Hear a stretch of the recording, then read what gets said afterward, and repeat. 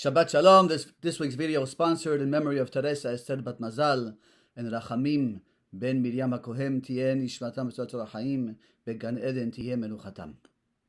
This week we're going to take out a Sefer Torah and read from Parashat HaChodesh. And that was the first mitzvah commanded to the Jewish people as a nation. HaChodesh Hazeh Lachem Rosh Chodashim. And this idea of what? Of sanctifying the new moon, the new month. See, in Jewish calendar, a month has either 29 or 30 days. And we need to determine how long the month is. So we need two Jews to witness the new moon appearing. They would run to the court, the Beit Din in Jerusalem, and they would say, we saw the new moon. We would verify the testimony. If they proved that they saw it, we would sanctify the month and say, today is day one of the month. And last month was 29 days. But without their testimony, we can't sanctify that month. It's in our hands. What's strange is it's an automatic phenomenon. You know, we can measure and figure out how long the month is going to be. The cycle of the moon was 29.55 days. And our sages knew that. We knew the exact calculation. So why do we need people to tell us when the month is? And without them, we can't start the month. So here, the Torah is teaching us something very profound. And it's about the concept of time in general. You see, the world follows a solar calendar. It comes to the word shana, which means year. The sun is a constant. That's what the word shana means, a constant repetition. It's unchanging. The moon is unique. It waxes and wanes. It actually disappears for 24 hours to reappear again. Therefore, it's called HaChodesh, month, which comes from the word Chadash. There's a constant newness, something new that happens every moment. So you can look at the word time itself. Every language has a different word to describe. In English, we say time. In Spanish, we say tiempo. They're just arbitrary words used to describe the movement of time. But in Hebrew, in Lashon HaKodesh, time is called zman. Now in Hebrew, if you want to understand the concept, you need to understand the word itself.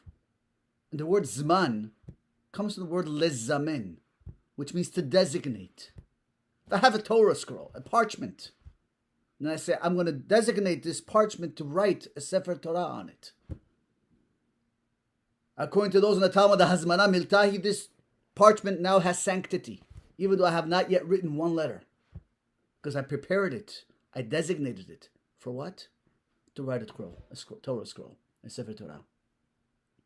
The word Zman, lezamen, means to designate, to prepare. Torah is teaching us that time is not something that just passes by. Remember, as a kid, we would get together and say, let's pass the time. Right? Time just goes. Figure out what I'm going to do during that time. But in Judaism, Zman, time, is lezamen, is a designation. We designate time because that time we're actualizing, we're preparing for something. It's not just a continuous flow. But every moment is a preparation because we're preparing for a destination. We're not just passing time. We're designating time and using it to prepare. That's what the first mitzvah the Jewish people got before we can even leave Egypt as a nation. Recognize, you may breathe the same air and stand in the same land as everybody else in the world, but you experience time fundamentally differently. Time doesn't just pass us by. Time is in hazmana. We're preparing for a future. That's the Jewish concept of time. And therefore, the Jews determine when the month starts. It's up to us, because time is in our hands. And what we do with it determines who we are and what we will become. So let's take every moment, make it precious, and recognize that time is something we designate, we prepare, and time is a preparation to reach goals. We're preparing for the future.